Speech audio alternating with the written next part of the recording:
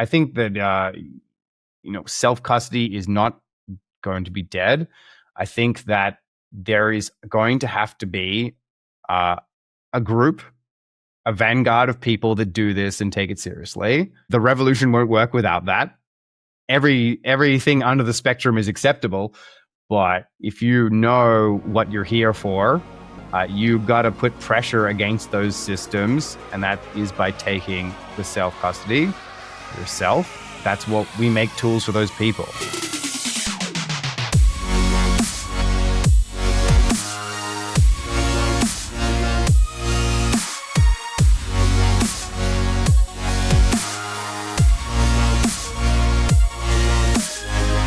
What is up, guys? Welcome back to Bitcoin Audible. I am Guy Swan, the guy who has read more about Bitcoin than anybody else you know. And we have a fantastic show. We have Lloyd on the show today from Frostsnap. So everything around Coldcard and all of this stuff has been a hugely eye-opening experience. And I've been trying to get a lot of perspectives and talk to a lot of people about this, both privately and then also on the show, because security is just a hard problem. It's just a hard problem to solve. And there are so many different areas in which trust is still required. Even when it comes to something being totally open source, like I am a diehard fan of Bitbox, who is a sponsor of this show. And I still am recommending, I still love Bitbox, but I've said this a couple times already, but I'm also doing red teaming on the Bitbox because I realized where even the things that I have known and, trusted other people's assessment of it, everybody can't code, right? Nobody can be an assessor of every single piece and every single stack. Like there are always vulnerabilities or limitations or bad UX issues. And I just found a great article actually that we'll probably cover on the show. And I mentioned it in this conversation from someone who works at Bitbox about a vulnerability in the way, or at least not like your coins are at risk, but just an attack vector in the way we currently think about and implement multi-signature. And so it's just a really hard problem. And I also just there's no magic bullet, right? This requires education. It requires knowledge. And unfortunately, there are terrible things and events that force the hand on everybody understanding or realizing an area or something was important that we might not have otherwise known. And I thought this was just a really good time to go ahead and get Lloyd on from Frostsnap, because what they have is really unique, and they're really thinking in a very interesting way about the physical UX, not just the software too, and the kind of abstraction of what a wallet is versus the keys, which is something that I felt needed shifting for a while. But really, I think one of the interesting things is thinking about the UX of the hardware and how the hardware or the interaction with what we're doing tells us something about what the thing actually is. And we'll get into it a little bit more concretely on the show.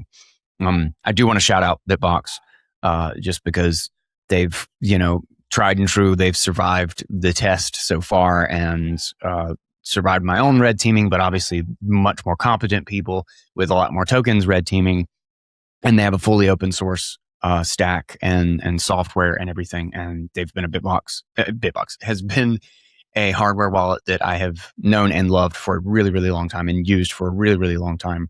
And we've partnered with them, as well as they have a discount code and all that good stuff right down in the show notes. If you're looking to replace your Coldcard, do it with something with a better profile and a more honest team, a team that doesn't shy away from every report given or every notion that they might have a vulnerability. They look at it with integrity, right? They say, okay, maybe this is real. Let's look into it. They don't do the dismissive, this is FUD thing, which is the thing that I discounted a lot with Coldcard. So with that, let's go ahead and get into today's show with Lloyd from Frostsnap. I think you guys are really going to love this. We took this all over the place, but this was just a really great conversation, and I learned quite a bit in understanding how BLS signatures work, and even some little quantum stuff that I think was really worth digging into. So this will be chat whatever number with Lloyd from Frostsnap. Security is just a hard problem. Lloyd, welcome to the show, man. Officially, now that the audience is listening. I'm jazzed about this. Congratulations that you have a newborn. I had no idea. How old, how new, and what's your what's your schedule look like right now? As having two kids, I know. He's just hit a month old, but maybe less than that, out of actual hospital. Yeah. And it's got I got some older kids. This is my third one. Okay. This one was harder than I remember the second one being, which is interesting. I thought it would be always getting easier. Yeah. But this one's a little bit harder, actually. I don't know if it's because I'm older or I'm just have lost the technique. And then, at the same time, the maddest weeks in Bitcoin have occurred at the same time, which is my other baby, right? That's a heck of a correlation to have a newborn baby. How old is your second one? I got a 4-year-old and then a 7-year-old. 4 and a 7. Okay, so you got a pretty good big gap. Yeah, that's why you forgot. your amnesia around like the kids is I think it really sets in after about a year and a half. On purpose. I think that's why evolution made sure that we don't get any sleep when the new babies arrive, so that we actually have amnesia during that whole time, and then we forget how hard it is and what a terrible idea it is, like for our schedule. Yep. And we go ahead and keep having more babies. Yep. I think it's on purpose. I think that's correct. Why don't you, for the audience, why don't you introduce yourself a little bit, talk about the project, just kind of introduce the main overview idea. Then I want to kind of get into AI stuff before we get into the meat of Frostsnap and all that stuff. Yeah, I've been working on Bitcoin in cryptography since around 2018. Although to be fair, in 2018, I was still a shitcoiner, but very interested in the technology. Like I was one of those tech shitcoiners, interested in the tech. And then I actually found out that Bitcoin has the better tech. It's actually, the more boring it is, the more sophisticated it is. Simplicity is the ultimate sophistication. And I found that this new stuff I was learning about cryptography on my own would still be applied to Bitcoin. And actually, some of the best people in cryptography working just on this boring Bitcoin thing. So I started to imitate them, to try and learn from them. Brilliant people over at Blockstream and other people around publishing papers, me trying to get to the bottom of them. And eventually I got pretty dangerous with it.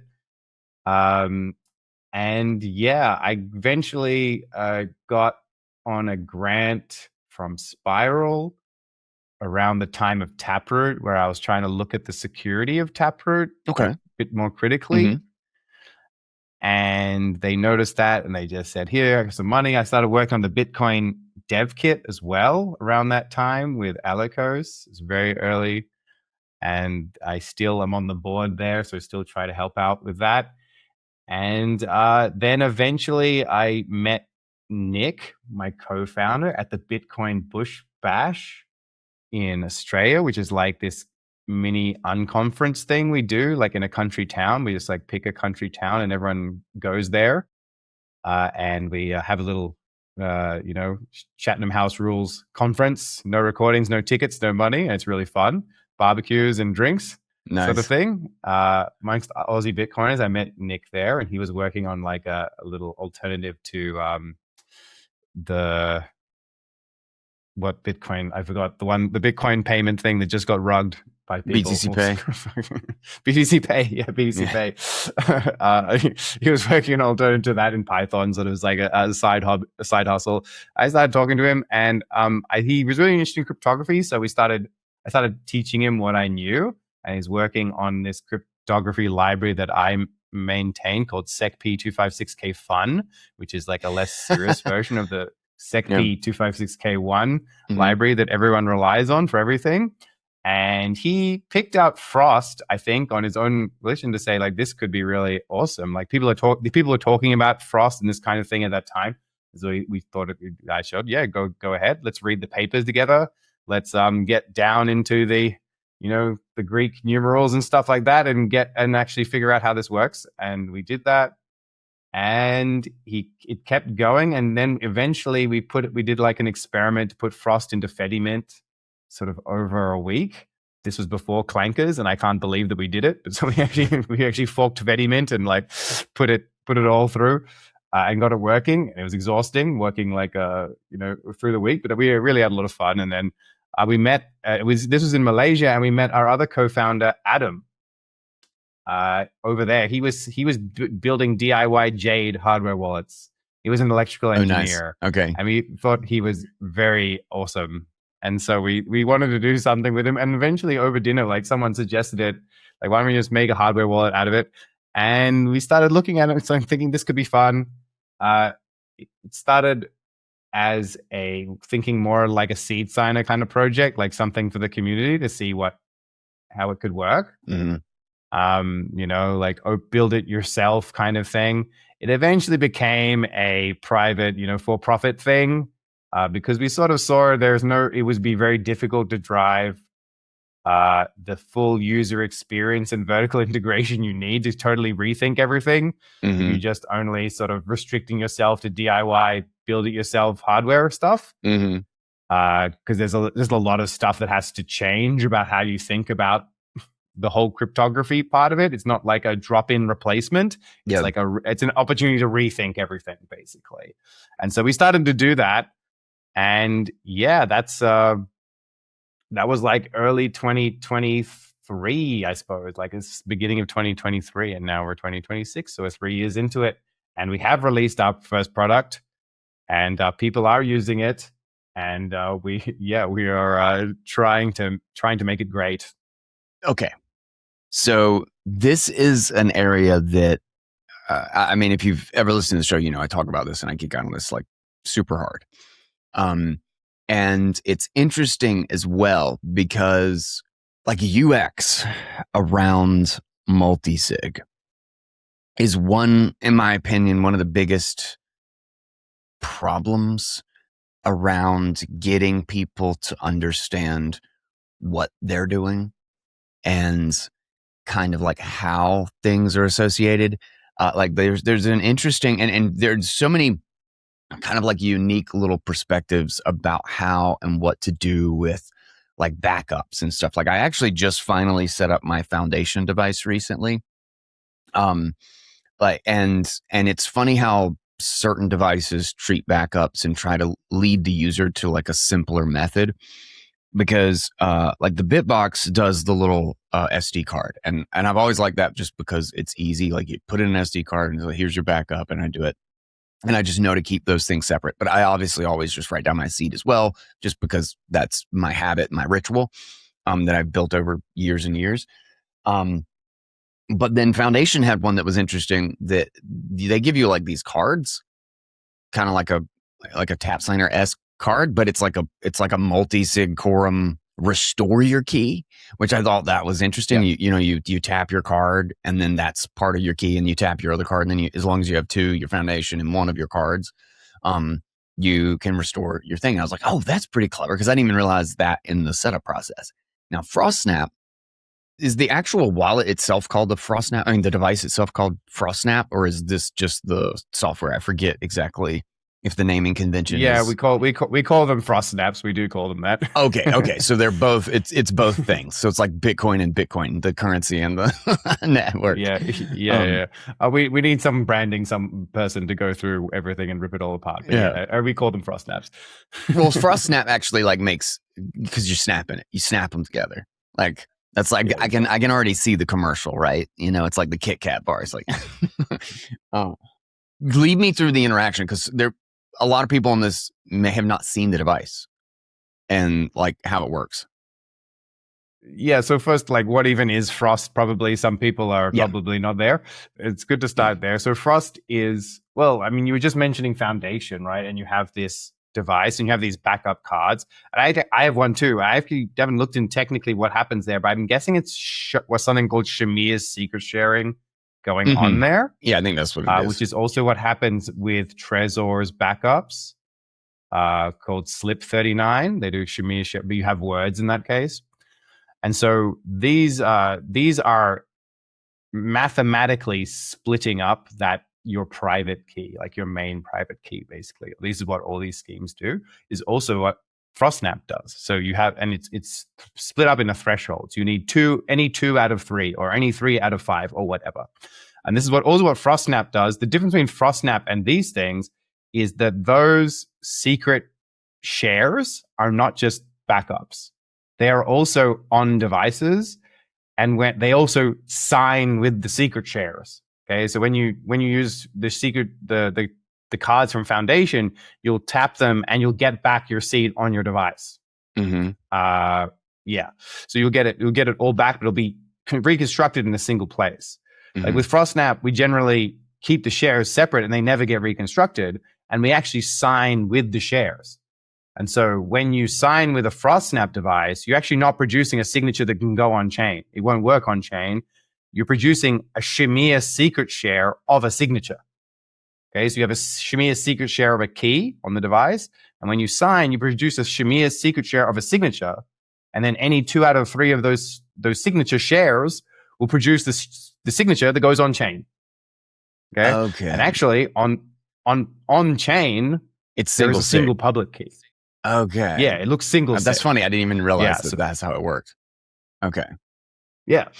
That's interesting because, I just actually read, I literally have it open in my tabs right now. I haven't like gone through the entire thing, but talking about, it's from one of the guys at Bitbox, actually, I think. Let me find it so I can just get the title for people in case they want to read it.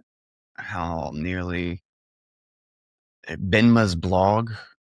I think this is, we're on Bitbox 02. Yeah. So this is, it says how nearly all personal hardware wallet multisig setups are insecure. The notion of it is actually that one of the problems with multisig software is that the software is a single point of failure. And most people don't realize, because the reason you do multisig is because you don't trust your software, right?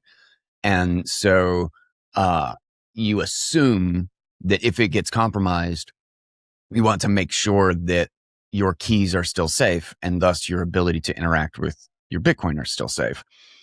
But the thing is that none of the individual devices actually check the public keys of the other 2 devices.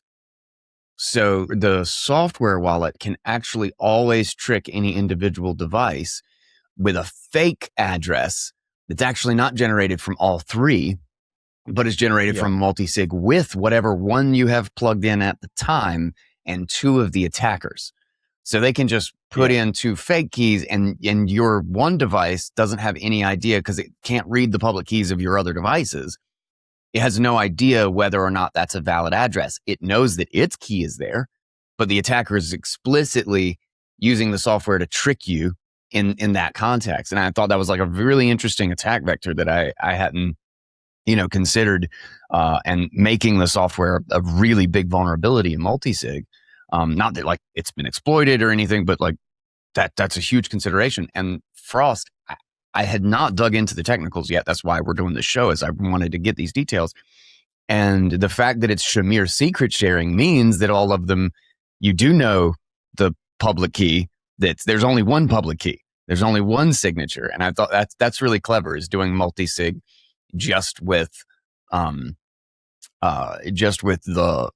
basically externally, doing multisig as the cryptography multisig, not as multisig in the script in Bitcoin.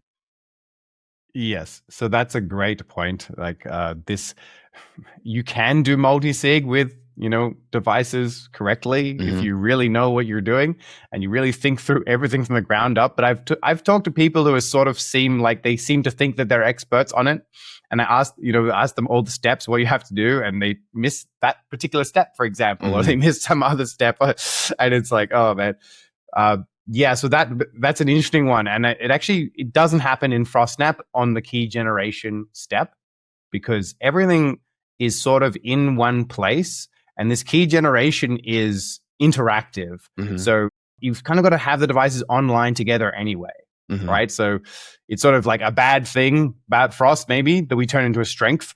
So you got to have, with our product, our devices plug into each other. We call it Frostsnap. They snap into each other, and then they go into the phone, and then they will actually interactively generate a key.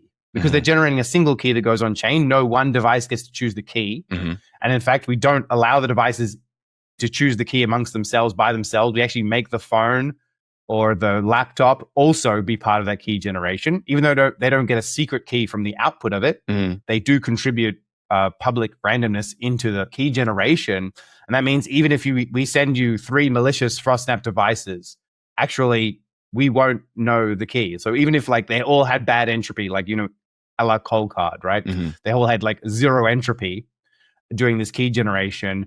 As long as your phone there or your laptop is part of it, and your laptop has entropy, hopefully, usually they do, you won't have the problem. So when we were having this Coldcard thing happen, we were like pretty relaxed about it. We did go and double check our entropy, like just because if these guys can mess it up, surely we can mess it up.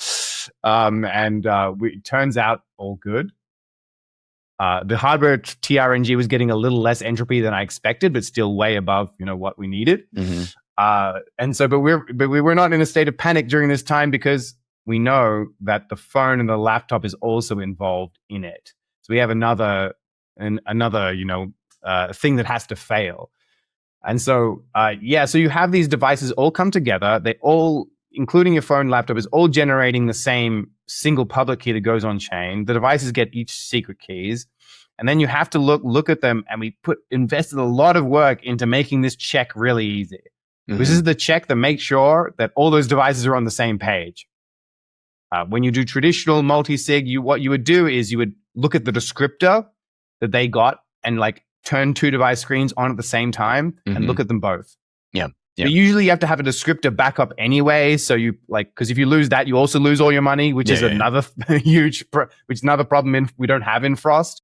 But we do this one-time, check of this little code, which we worked really hard to make the cryptographer make it a short code, just like a few characters. And you check them and you confirm on each device, and that's how you know that all the devices and the phone were on the same page. Everyone got their secret key, and that public key really is everyone has the same addresses. So if you do address verification on anyone, they're all going to say the same address. And so this is how you do Frost. Now, but that problem with having to check descriptors and stuff, it actually does come up in Frostsnap, but only in recovery. Okay, so when you're recovering, you have you imagine you get a new phone, new laptop or something. I was about to ask if the phone is adding entropy. How do you square that with bringing those 3 devices to another device? What would happen if you lost your phone or whatever? You would just go to 2 out of the 3 devices, or all 3. Doesn't really. As long as you hit the threshold. As soon as you hit the threshold, you plug in the first device. You won't learn anything. You just see that there's a wallet being recovered. You don't know how much. You don't know what the XPub is. You don't know how much money it has in it. But then you get the second one. You plug it in, and then you'll finally get the recovery. It'll be finally done. But at this point, going back to how this multisig problem works, how do you know that what is on the laptop at that point really is the same thing, the key that was meant to be the one, right? It was meant to be the one. How do you know that both those devices now have the same one on it? And I was looking at it how do you do this in traditional multisig? This is a hard problem. And I realized no one's doing it properly. That's the way that people are just not doing it. And so I was like, man, I can't accept this. We can't just have a perfect security everywhere, except the recovery has this weird thing. And it is a weird attack, because what it means is you give out addresses that are not part of your wallet. They're not yours. Yeah, and you just don't know it. Yeah.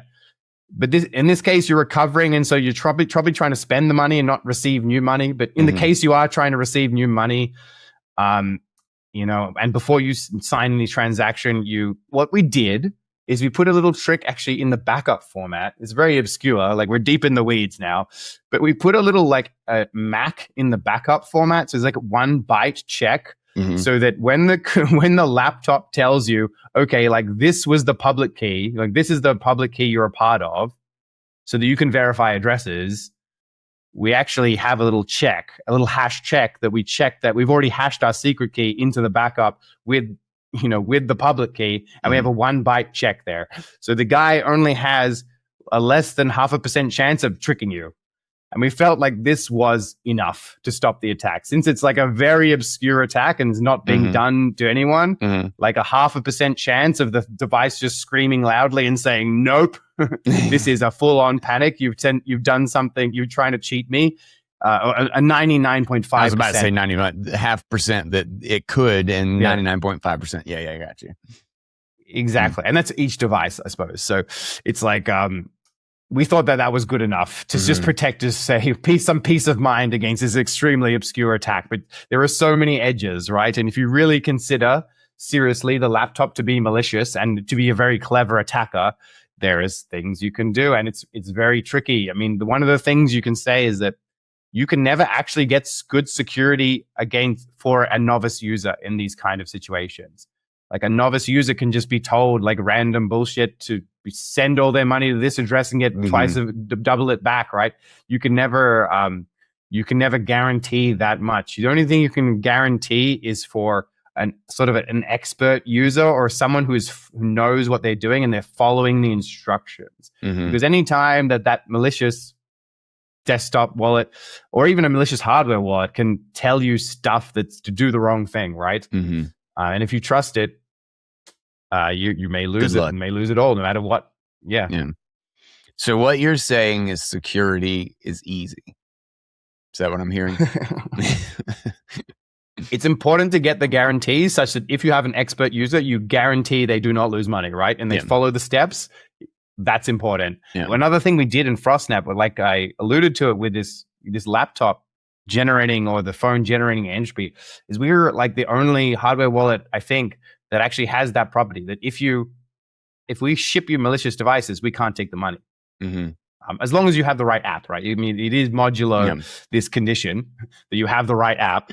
But this is like a security guarantee we think is important. It's a reduced risk for us because even if we just do a mess up, not malicious, but we mess things up. Y'all. Yeah. And so we think this guarantee is important, and it's really hard to achieve actually. And so like a lot of people think they are achieving it and this Coldcard thing has sort of made those voices louder. They think that you actually get more security if you roll the dice and you choose the passphrase. If you like burn incense before the gods of pleb security, you will get, actually be protected against a malicious device. You are protected. I mean, you're protected if they goof up entropy or something and they don't goof up the dice rolling code that integrates the dice rolls, but you are not protected against malicious devices. Like I can design a device to give to you that no matter what you do with it, you'd roll dice, you choose your own words, I will get your seed words, even if it's fully air gapped, right? And that's this thing called dark Skippy we did to demonstrate this. And so we made this malicious seed sign of firmware that even though it's fully air gapped and you chose your own seed words, the seed words appear on the attacker's computer because we shove the seed words into the signatures when we sign. And this is very hard to detect. And I'm actually before this whole Coldcard thing happened, I was working on doing it on the Coldcard Mark III. So I figured there's this guy called the Charlatan who's a Bitcoin core developer, and he found an exploit on the Mark III that allows you to like put your own firmware on it and make it into a new factory. Make it look like it's fresh from the factory afterwards, which you're not meant to do. So I was like, we can use this. We can put Dark Skippy on the Coldcard. People are going to be really impressed, Like we broke this like super secure hardware wallet with like 2 secure elements. And now obviously it's considered the least secure, dumbest, most retarded hardware wallet of all time. And so now this no longer feels as spectacular, obviously. Dude, it's wild how many like edge case, like the police are going to get me and the attacker and the thief and the everything sort of features that this wallet had, and how little scrutiny was put on literally the foundation of all of it. And it's my conspiracy brain has a really, really hard time with all the stuff with the switched or whatever account and the CTO. Man, this does not. It feels really, really hard to just dismiss this as not on purpose. Yes. Oh, I have the counter argument for that. Not that I don't have any insider knowledge. Yeah, I think sure. I did meet this guy once. He seemed like a normal. He seemed like what you would expect from the Coldcard main developer. Sure. Like he has Coldcardy opinions, more softly spoken than NVK, but like he's a bit skeptical of Frost. There's a bit too many rounds of communication or whatever. You couldn't do it easily over like SD cards. So basically, we're not doing it, sort of thing. And so, which fair enough. But. He if you look at that guy making NIMs, that's kind of a thing that people do. Sure. Here there is Cyberpunk. They make NIMs, and it wasn't particularly well hidden NIM either. So if you're gonna do something like crazy malicious, it was a bit of a strange move. It was a bit of a LARP.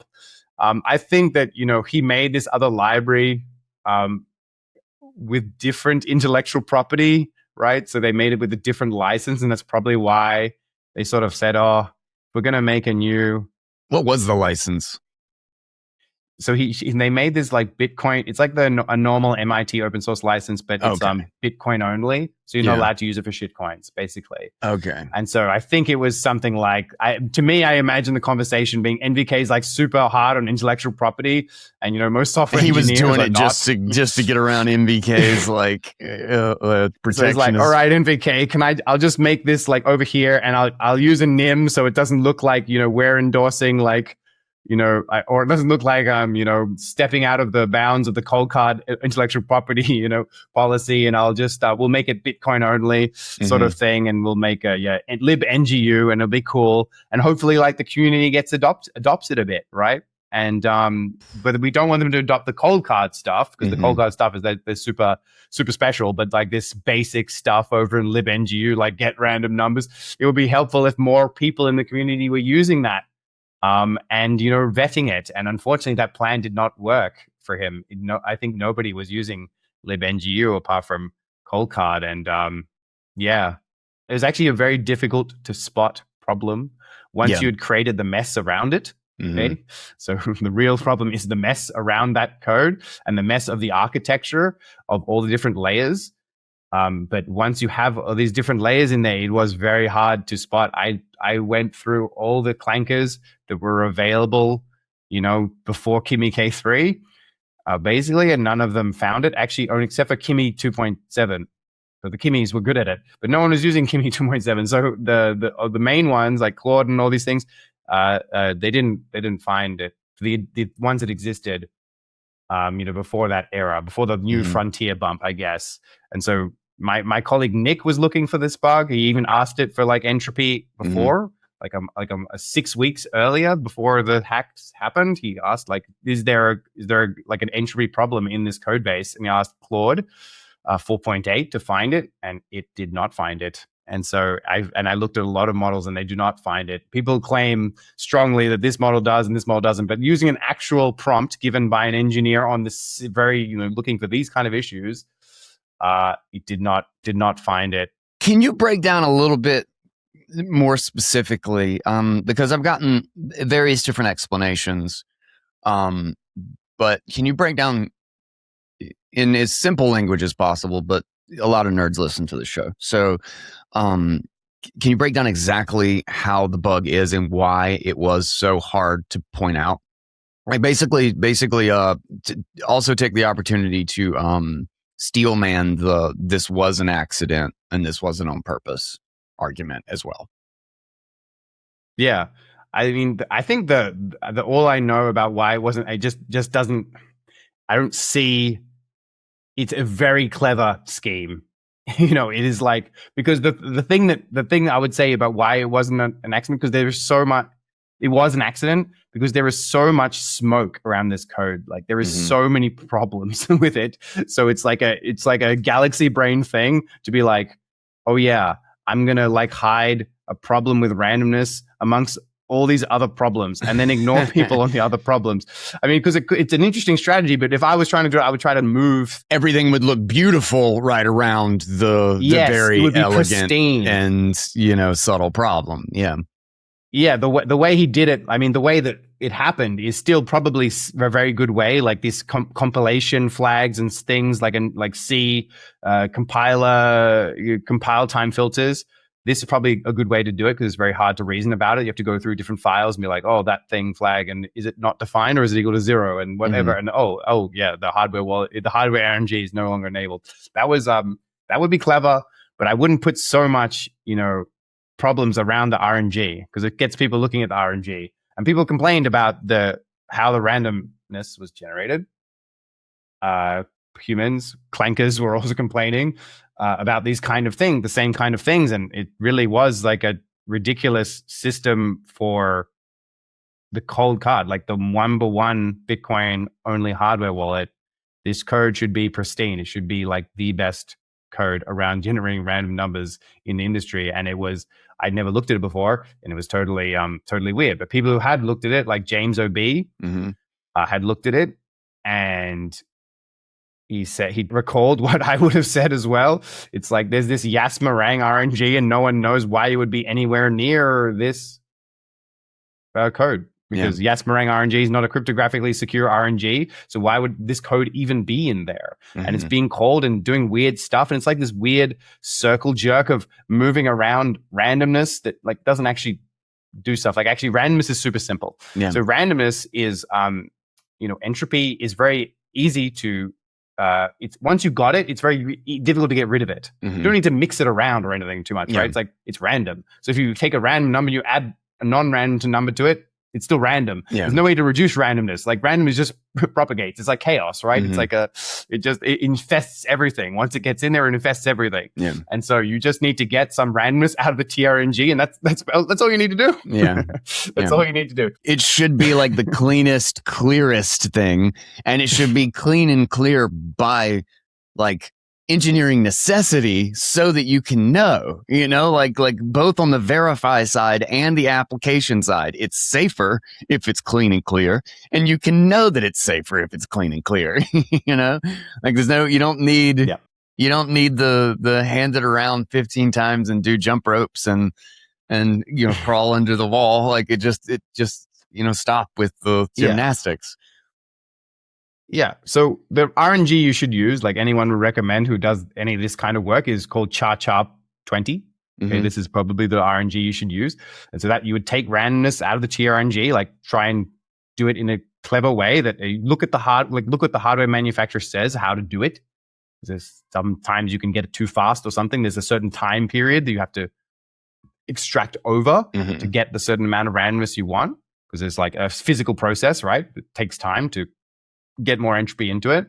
And then you look at that, you probably like over budget because you don't know how faulty or whatever it is. And then you take that and you seed it into a cryptographically secure pseudorandom number generator. And that's basically it. If you just do that, you'll be fine. Some people complain that you should like reseed it or something. But really, if you just do that, you're good. And that RNG you can pull out an infinite amount of bits from that thing. And from the attacker's perspective, is fully random. No one can be able to predict that. It's going to look fully random. But if you put Yasmerang RNG in there, I mean, that's not a cryptographically secure one. So it would probably been fine if there was actually randomness in it. But people are looking at it like, why are you using such a bad PRNG for this case? But the real problem was there was no randomness at all. Even going into this not good PRNG. And so that's kind of how it was missed. So was the entire thing dependent on the Yasmerang? Like, was that the one that was doing the entire job, basically? I mean, okay, so there's so many Yasmerangs in this code. I mean, there should be 0 implementations of Yasmerang in this code, but there's like 3 implementations of it. So why is it so popular? Because it's using this Python library. Embedded Python, what the fuck? Anyway, this Python library that's for embedded devices that has C bindings, and it has a Yasmerang RNG in it because like they were not expecting people to be using this for cryptography. And they wanted a fallback RNG in case the operating system didn't have randomness or whatever. The system didn't have any real randomness. Like not every chip has a TRNG on it. So they wanted a Yasmerang. Then Doc Hex copied this Yasmerang into the Coldcard firmware and actually started using it. But then accidentally like used this fallback. So the real TRNG was just this Yasmerang on public parameters. And then it got like mixed into this other Yasmerang stuff, which did include like some hardware stuff like the timer, but not enough. Like not like it's ridiculously little entropy. How many times you click the buttons also, like every time that ratcheted the thing. And so there was like very little entropy, like much less than we initially thought. Like when we initially looked at this, like when it first started happening, it looked like, oh, there's actually, a little bit of entropy. This guy probably had to have a GPU, and run it for a few days to find all this stuff. But in the end, actually, you just need a laptop, with no GPU really, and you can find all the Mark III stuff, most of it pretty quickly. And so, so that's. I mean, the Yasmerang. I mean, it just doesn't make sense. It's like a circle jerk. It doesn't make sense for that to even ever be like. I don't even quite understand. And I guess if it's not used for cryptography, then maybe they're like, okay, well, who cares? But like, what is even the point of a random number generator that doesn't do good for random? Like, what are they even using it for? There are reasons when you don't need cryptographically secure. You just kind of need independent new values that will not collide too much. But couldn't you just import the cryptography one and just be done with it? They're faster. So if you're like really, you're on an embedded device, like you can do a bad one faster. But Cha-Cha's super fast anyway. Yeah. But so you use it for other things. Like you do, like all code uses non-cryptographically secure pseudorandom number generators. They're just handy to have for all kinds of hashing, bucketing things. Okay. Yeah. Like giving random assignments to things. It's very handy. But when you're using about secret just keys, like nonce generation, you have to use. You have to use a cryptographically secure one. Yeah. Oh man, such a mess. I want to know what your takeaway is. Like, have you changed how you think about this whole problem since the Coldcard situation? And I keep hearing a whole bunch of people learning what, in my opinion, is the absolute dumbest wrong lesson here, is the idea that like now you should have been trusting big companies with enough money to really scrutinize the security, and that self-custody is dead and all this stuff. And it's frustrating me enough that the profound amnesia around everything that's happened in Bitcoin, everything up to this point, as if this thing negates 16, 17 years, of the exact opposite lesson being taught. It's going to piss me off enough to make a video, but I'm curious what your thought is, and what's the real lesson to learn from this, and how do you think about mind shift? People get their money stolen from their trusted parties all the time. It's not even that it has to be corrupt. It's just like you get phone people, like social engineer stuff. It's just permissioned reversible money gets stolen all the time. Like all the time. Yeah. Go learn about like, all the stupid things about like send me a wire, all this. Like the reason you have the Nigerian prince emails is because they worked. People got money from debit cards, but anyway, sorry, keep going. Yeah. Yeah. So I actually had my Google account hacked, which is hilarious thing given I'm a security professional. Yeah. I just didn't pay much mind to my stupid Google account. I needed to log into some shit, and I had to log in on a dodgy computer to do some tests on a Windows computer. And I think that Windows computer logged my shit. Oh, wow. I was so comfy with it. I was watching these attackers doing stuff like, oh, okay, after a month, that's what happened. Okay, start removing them from stuff. Trying to get into this stuff. They're still calling me, like trying to get back in. They know I'm retarded, so I'm still a mark. But but you don't. My stuff is so deeply offline. Like it's not even in my house. Like it's not even in a physical look. I use Frostsnap. It's not even a physical location. You know, I can't even go any single place with me and get it. You have to like go on an adventure with me. That's to we have to summon it, sort of thing, like the Dragon Balls or something. So it's like that's what keeps me comfy, and I think that is the correct thing to do. I don't think so it's not for everyone, but like there are some systems and people that's like, oh, we just have an encrypted backup on Google Drive. Like my Google Drive got owned. Like that thing is like Google. You can just assume that everything on Google Drive is owned by the attacker, right? Your Google Drive got owned by Google already, so exactly. So I don't mind that. You got backups of stuff that's public, yeah, sure, like descriptive backups, because that one can lose all your money. Yeah, but like having like a thing that can get you to the money probably shouldn't be there. Like any progress towards getting your money in your emails and stuff is not great. That's my opinion. That's what makes me feel comfy, and that's what you've got to do. You got to think about, and the main thing to think about is what does the attacker want you to do? They want you to put your keys in your email. Yeah, but damn, they want you to put on a centralized exchange. I mean, some people do read their seed words out over the phone and stuff, but I think they're getting less and less.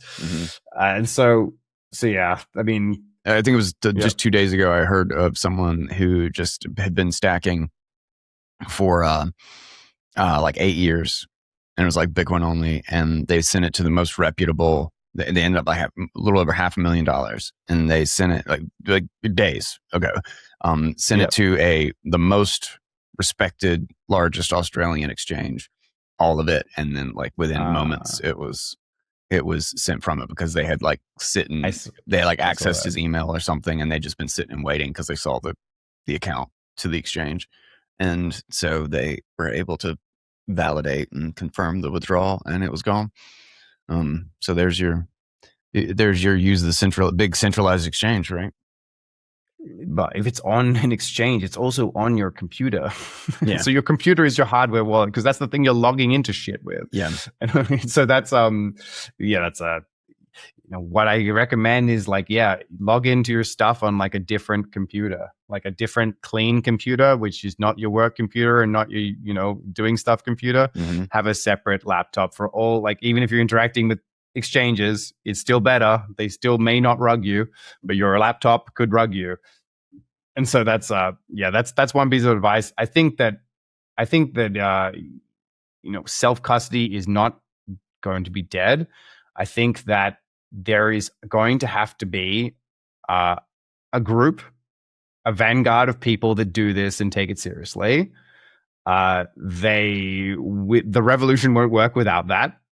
Everything under the spectrum is acceptable, but if you know what you're here for, you got to put pressure against those systems, and that is by taking the self custody yourself. That's what we make tools for those people. And people are like, we don't have, when is the multisig iPhone experience coming? Like the really smooth thing. I don't think that it's coming in the sense that it's going to be actually secure, right? So I think what we've done is like we're trying to get as close as we can to do that. We don't do multi-vendor stuff and try to create complexity. And I'm fully on board with people who are not, I'm fully understanding of people who are not there yet. We try to use the phone and the lap to mix in randomness, so you're not trusting our devices completely. But we think that multi-vendor and like stringing things together is like a step too far. Is not enough bang for your buck doing that. So we try to make clean devices. They all go, they all have a smooth experience, but not so smooth that you can just like delete the security parts of it. There's a thing where you do have to check that a number is the same on all the devices so that no one could have interfered with the key generation. That's a cryptographic artifact. I'm not hiding that from you. That if you're gonna be a revolutionary, you're gonna have to like accept that you will be looking at some numbers. You will be verifying your address when you withdraw it from the exchange or something, until we have a better solution, right? So that's the kind of thing I think you can make it. I mean, it's important to be simple as possible, but no simpler. Right? That's basically it. Oh man, it's wild. I totally agree, though, on the whole idea that there is no revolution without self-custody. Like this is And it's all uninteresting without self-custody.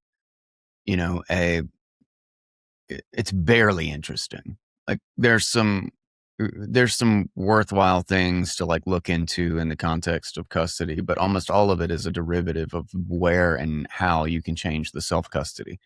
You know, like even those things that are like business provisions for like Arc service provider or a Lightning service provider, these sort of things. Or a business just having a wallet that has Lightning enabled. It's specifically interesting from the context of Bitcoin because the business has self-custody. Whereas in the fiat land, the businesses don't have self-custody. There's no such thing as self-custody in fiat land. Like literally doesn't exist.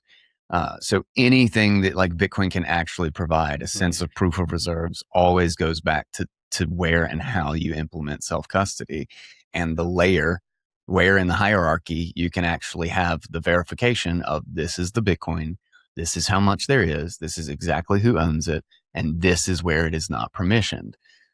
Even if we're talking about like the business is providing it for consumers as opposed to the business has it from the banks, right? Like has it separated from the banks.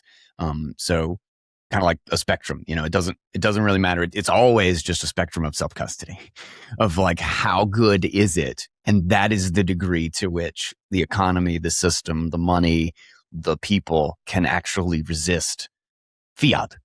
Like fiat is the perfect non-self-custody. Bitcoin in individual self-custody for everyone is the perfect self-custody situation. And the spectrum of being able to deny the lies of fiat is where we are in that hierarchy. The thing that I think people are having trouble with is this realization that I already had, you know, as someone who looks at the security of these things, is that the hardware wallet manufacturers are also trusted third parties. Yeah. Right. So you have an exchange that's a trusted third party. You withdraw it to your hardware wallet. It's also a trusted third party, but people didn't realize it. Right. Mm-hmm. And so it's like this big shock now. It's like, oh man, I need to multi-vendor multisig.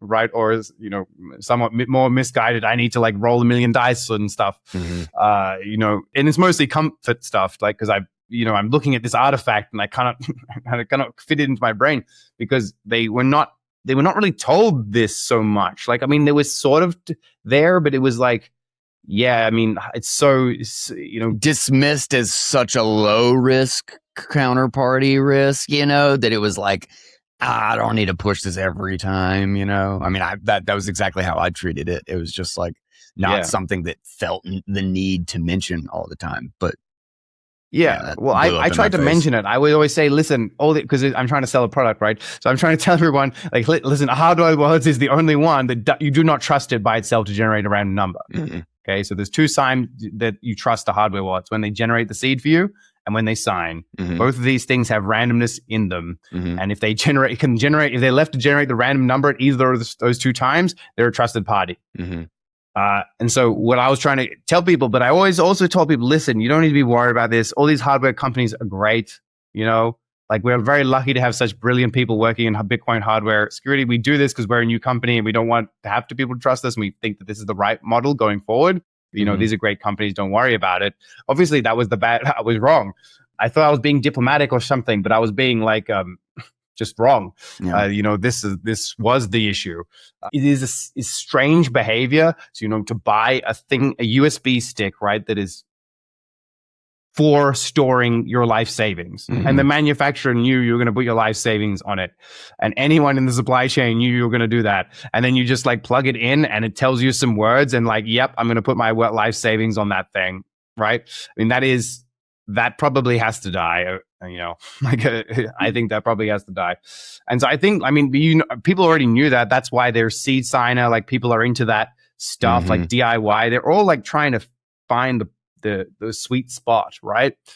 I think, you know, I think it's it would be awesome to me if Frostsnap would just become like seed signer and like people would be, mm-hmm. anyone could make them and they just, you know, did that kind of thing. And if it becomes like that, I'll be extremely happy with it, right? Mm-hmm. It just didn't seem like we could do it without a company at this stage, like do a full on revolution like that. It was going to be tricky because this new design of everything.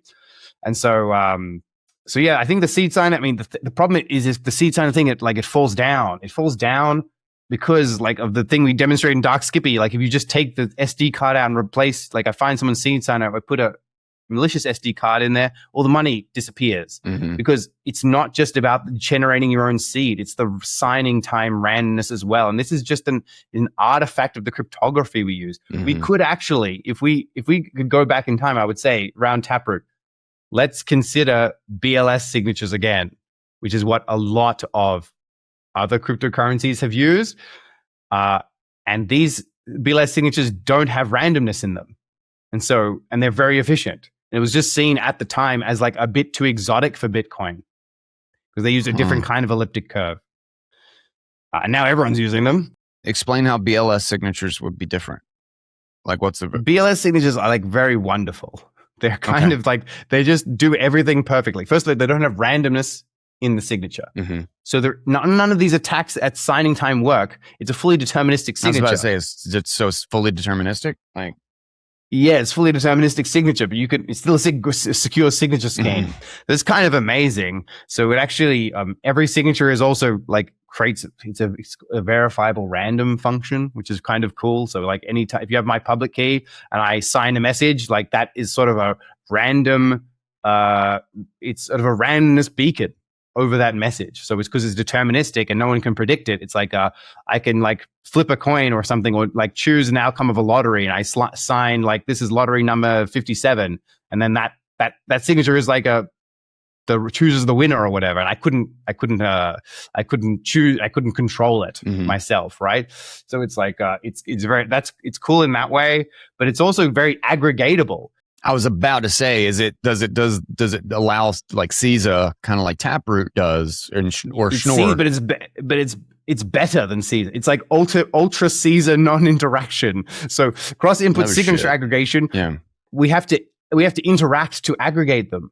Right. So like anyone signing inputs, like if you're doing a coin join or whatever, everyone signing inputs would have to like interact and say, yeah, let's do this thing. And then do cross input signature aggregation. But BLS signature is not interactive. You don't even need to interact. Like you can just take all the signatures in the block on the block and put it into one signature. Because it's deterministic. Yeah. But that would have to be like the same element that allows that, right? Is because like you just know. Yeah. Huh. So you just need one signature, and it compacts into one, and you can, but you still need all the public keys, obviously, right? Sure. You need all the public keys and all the messages, but the signature just compresses into one. Yeah.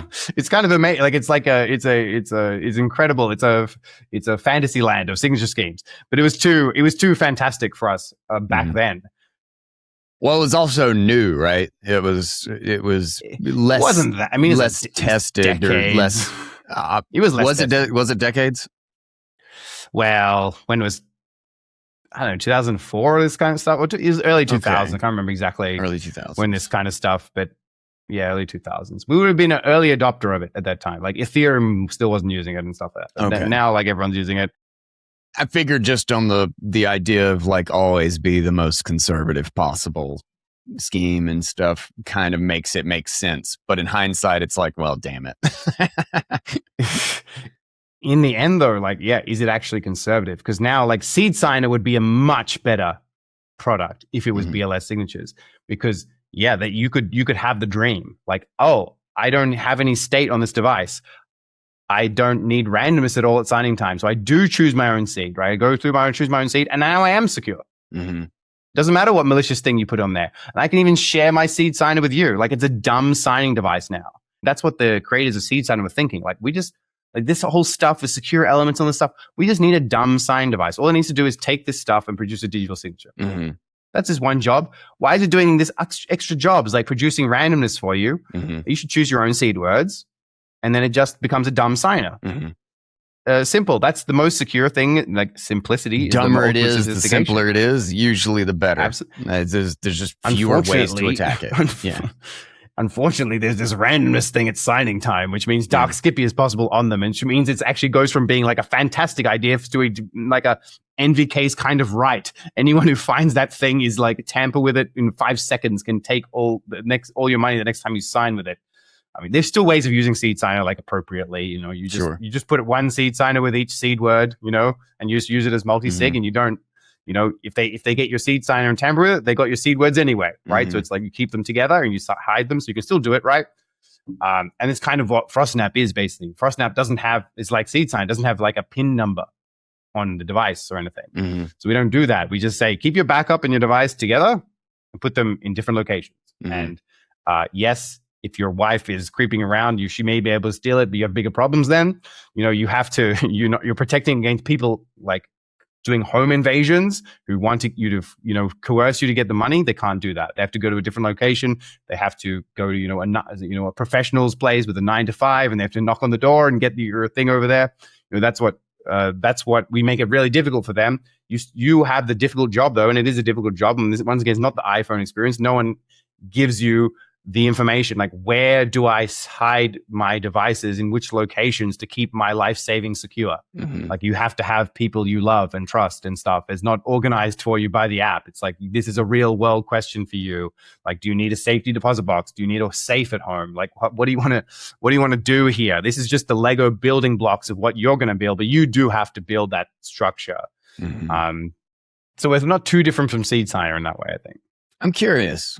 So you need randomness for the signature, and you need this to be, this is getting like deeper into the weeds of like, I don't know exactly implementation details of some of this stuff.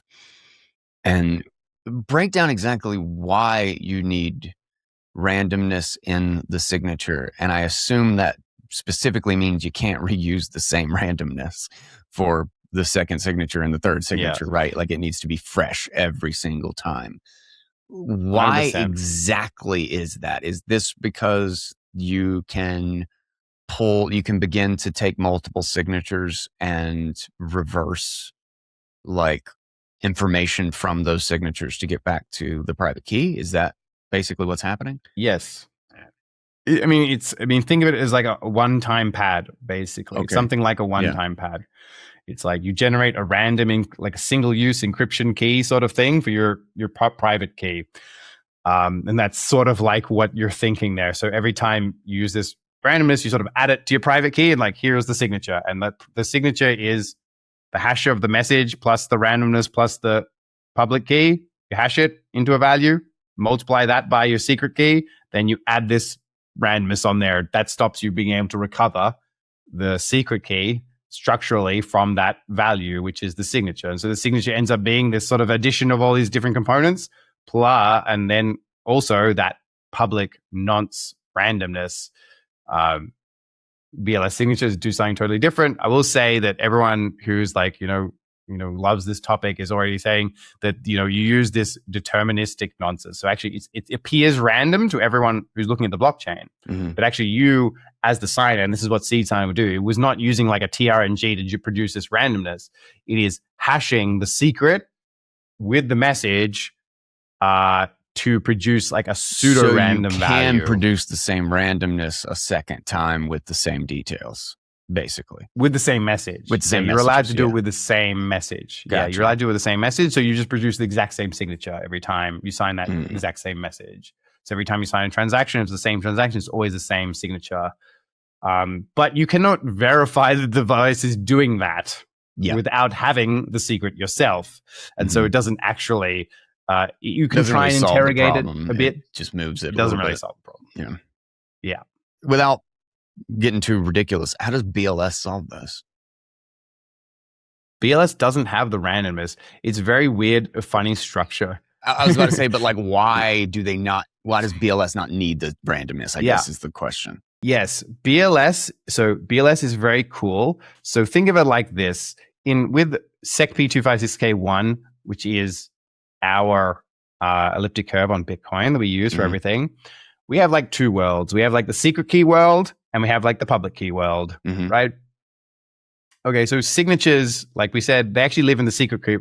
The S part of the signature lives in the secret key world because it's like an addition of the secret key plus multiplied by something, added this randomness to it.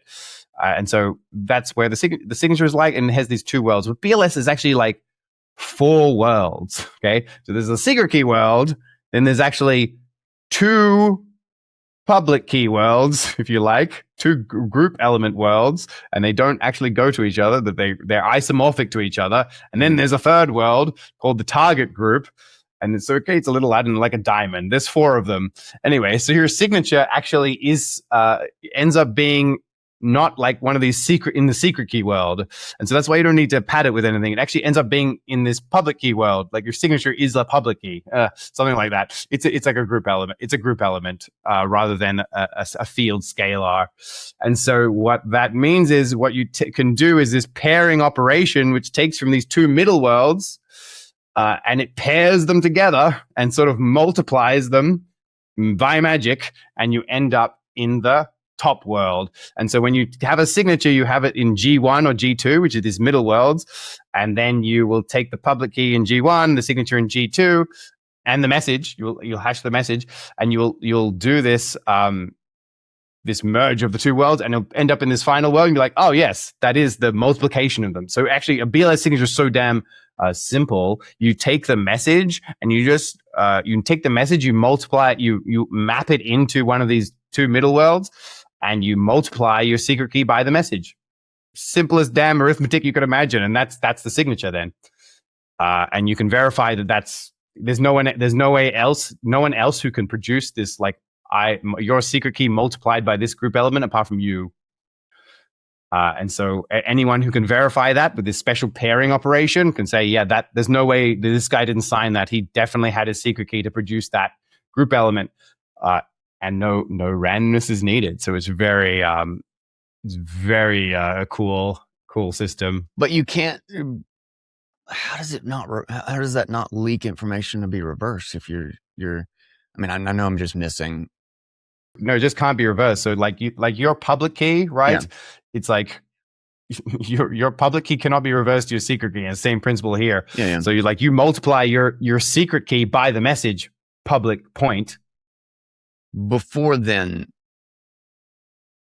you multiply your secret key by the message.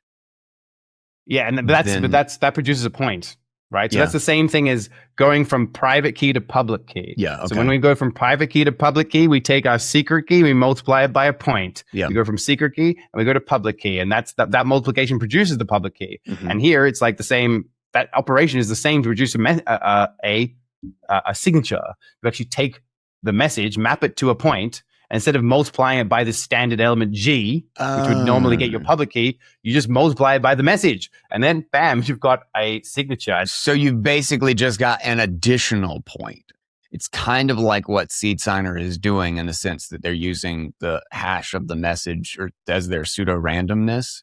But instead of doing it as a layer within the signing itself, they're actually doing it lower down in the actual cryptography as like applying that to the curve. Is that?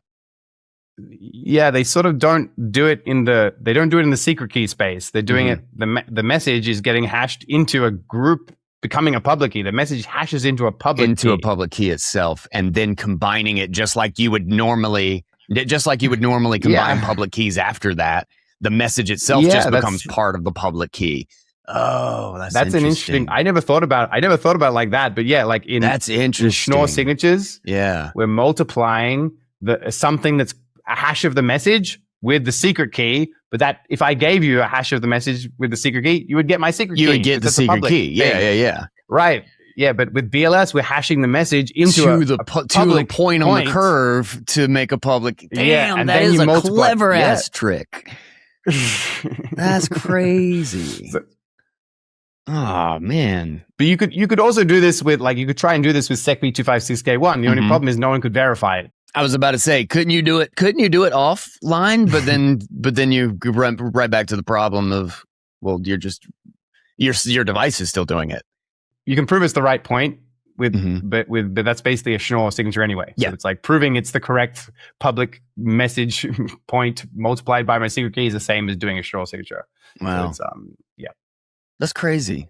Anyway, cool. But this is very, the BLS hasn't been talked about in the Bitcoin scene for a long time. So we're bringing it back. And it'll never happen.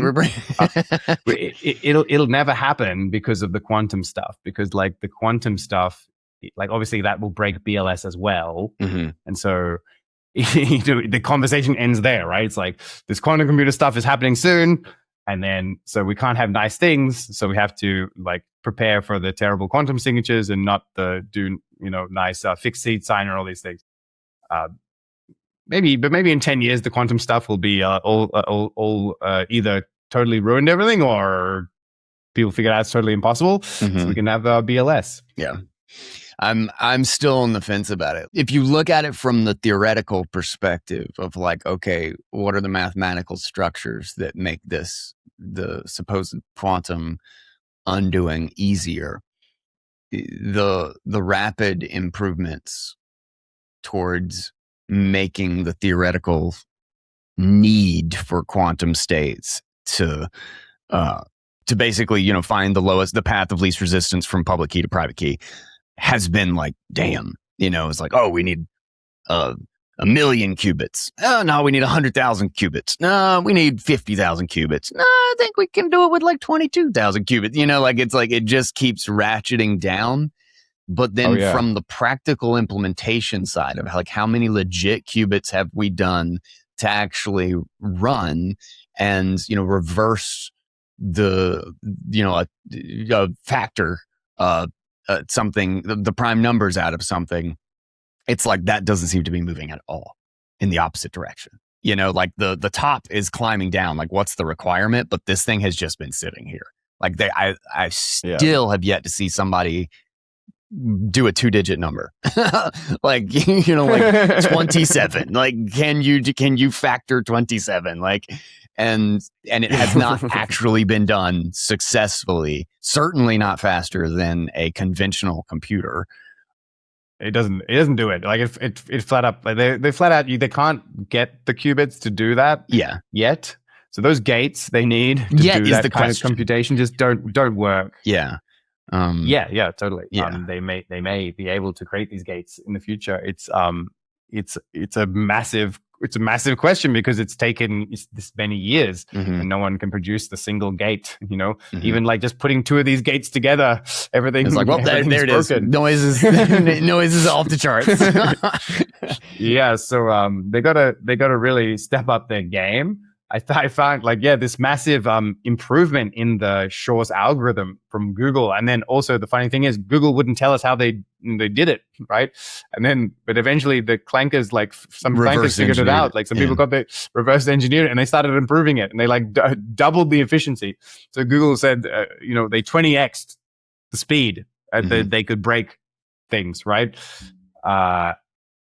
And reduce the resources also. So it should be like 20x the speed, but also 20x sooner to build a quantum computer, like 20 times easier to build a quantum computer. Man, that's very vague, but it's like much, much simpler quantum computer can do it. And then these guys like halved that. So it's like 40x. But still like no one can make a quantum computer anywhere doing this thing. So it's kind of funny because there were these projections like when is Q day, right? So I don't know, there was like 20. I think Google moved their like migration away from elliptic cryptography to like quantum secure stuff from like 2023 or something to like 2029 because of this.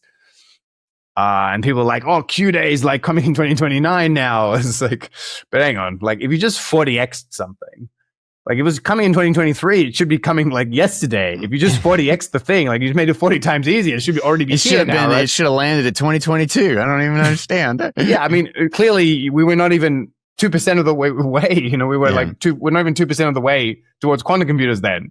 We haven't made 2% of the progress to actually build one because if you just 40, like that's what I'm trying to point out here is that, actually like the scaling problem is like, if it's 2029 is Q day, if you really think that 2029 is Q day, I mean, your scaling must be incredible from here on out. I mean, it's in fantastic. Yeah. Right.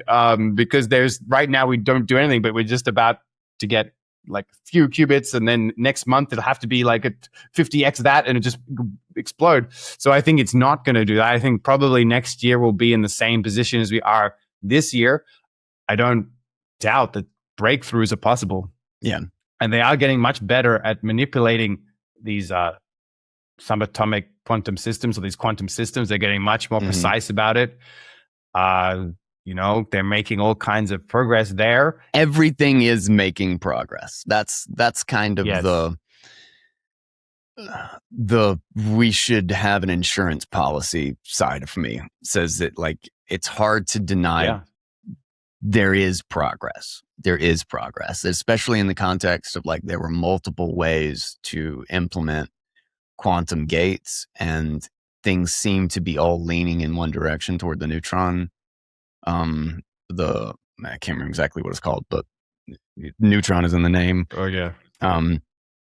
Towards one particular methodology for creating a computer, but then the other side of me is like, they don't even know how to build these things. They don't even know what they're building yet.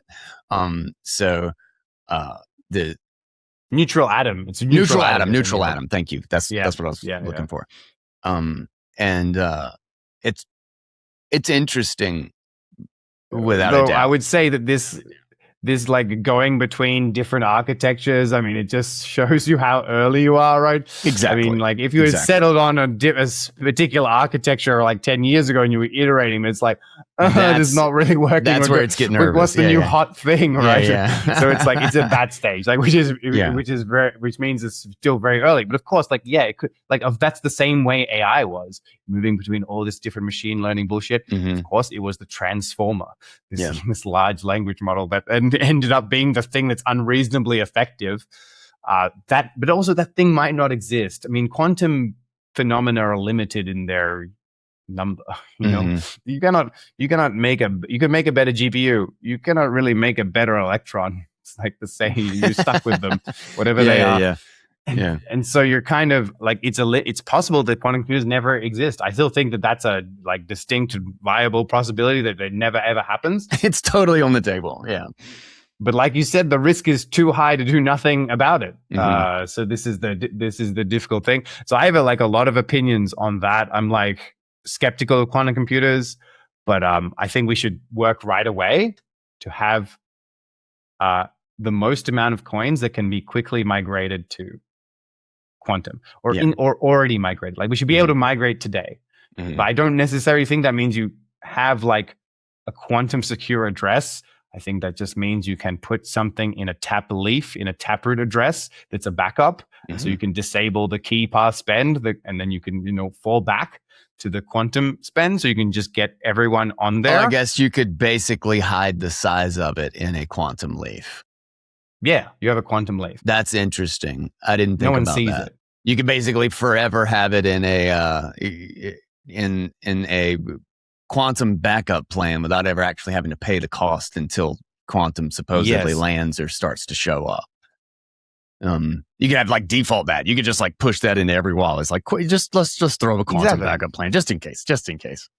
You do kind of need a soft fork to do it. Sure. Like, because you can just throw backups in there, but then anyone who discovers like your descriptor or whatever can just spend the money, because the new leaf will always be like anyone can spend it. If the leaf exists, if it's that. If you don't soft fork the provenance of that thing, it's like SegWit, right? SegWit without miners enforcing it is useless. Exactly. Yeah. So you got to soft fork in there, but I think we should soft fork in there like right away. Like I think that we got.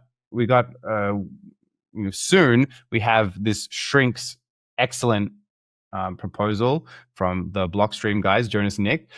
I think it's awesome, and so I think that like having a soft fork in for that in a tap leaf is like something that no one could possibly object to for any reason. Even if you're quantum skeptical, it's a zero cost to do it. So it's like I think we should be doing zero cost things right away, but I think we should not be doing cost things right away. I think we have to be skeptical. I think my opinion, I don't know if anyone really shares it, is that we should not activate like actual quantum spending that is like its own quantum address until like any new address type, until we actually have proof that quantum computers exist.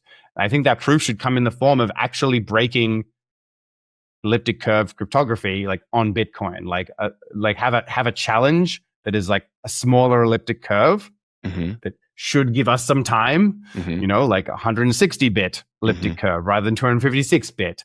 And it sort of it would just trigger as soon as someone can break the 160-bit key, right? You could do that technically as like a provable burn address, couldn't you? So that you knew it was with 160 bits. Could you do that in a sense where you knew nobody ever had the private key? Yeah. You should be able to, right? Yeah. Okay. Yeah. So you make it. You take a challenge public key, and then people could donate to it. You can send money, donate to it, and then they can take it as a bounty. And then this would actually trigger the, like, I don't know, a 1 month delay or something, and then everything or like elliptic curve cryptography becomes disabled or something. You know, like just all public key spending becomes disabled after that time period. So that's what I think it should be, something like this, right? So you choose your win time window. That's clever. It gives us an activation window that's like objective, or like, you know, like you could actually trigger it based on that, couldn't you? Would that make sense? Yeah. Would that be smart? Yeah. That's what you're saying. Absolutely. Okay. That's what I think. That's exactly what I think. Because otherwise, we'd be discussing. Yeah. Otherwise, it's like a subjective thing. It's like, well, when should we do it? How should we do it? And it's like, well, no. It's like this thing just got spent. Now you've got 365 days. You know, like that's the clock. It totally changes the conversation. Like I just like, if I have to have this conversation, like someone has proving, we just like speculate. Like Google says they've broken this, and then everyone's gonna be saying, oh, it's FUD, and like. And then we have, like, imagine we soft fork in like a quantum secure address. And many people like prefer, like they think this is the right way, which is like we have a quantum secure address. And then people who do the right thing will move to quantum secure address, and then they will be safe. And everyone else who does not do that will be unsafe.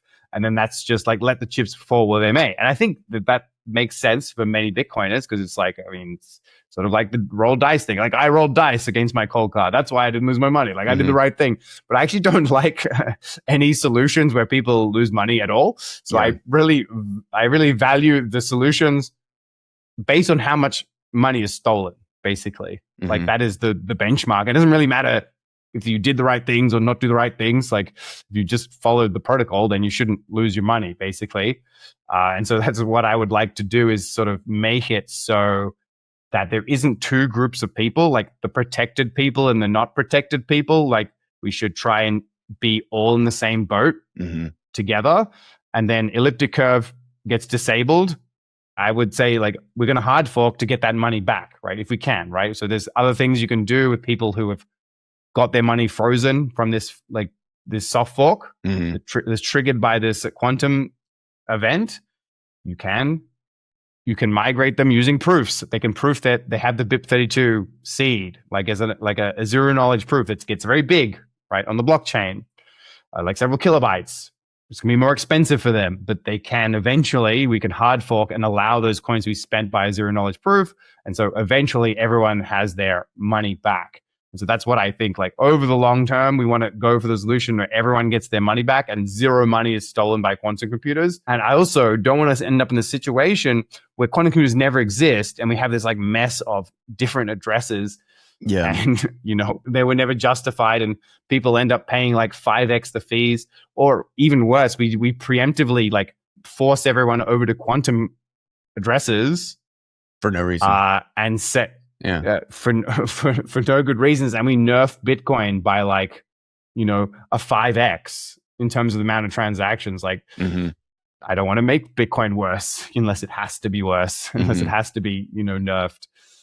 We'll survive with quantum addresses. They're like, luckily that these schemes people are coming up with are much better than I thought they would be back in the day. I thought that like quantum would be like really like almost a death sentence, but it's not. Bitcoin will persevere through it for sure. And so that's great.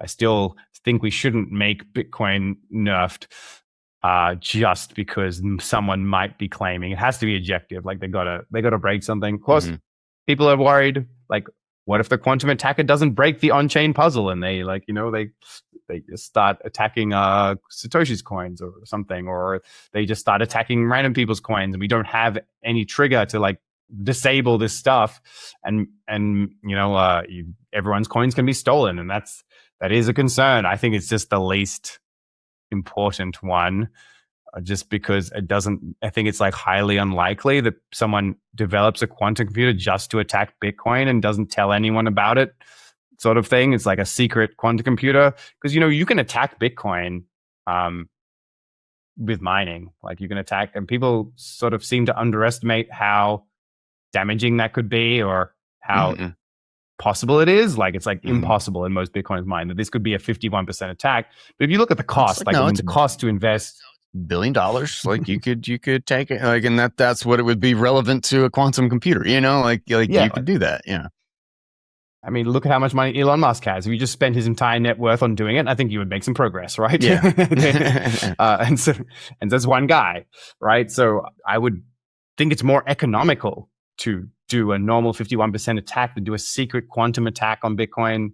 So I think this risk is less. Some people are like, no, I need my quantum secure address now so that I can be safe no matter what.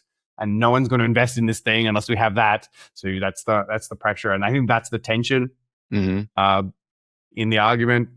I want the safety now and I'm willing to pay for it. Like, why would you stop me from having this address type? I'm willing to pay the fees.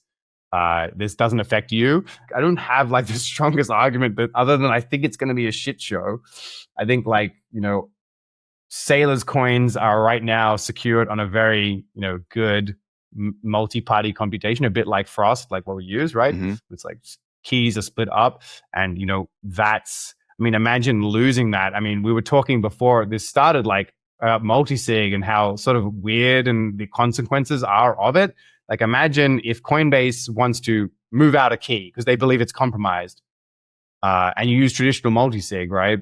You have to move like all the coins of all your clients, like all the Sailor's coins be moving somewhere else. And it's like a big, every bit of it. Yeah. What the all the ETFs is like, it's all going and moving around. All the trackers are going to look crazy. UTX Oracle's going to go bonkers. Yeah. all those on-chain metrics, all the algorithms of trading on the on-chain metrics. Yeah. So it's like, we've got these really good systems that use multi-party computation. They use elliptic curve cryptography.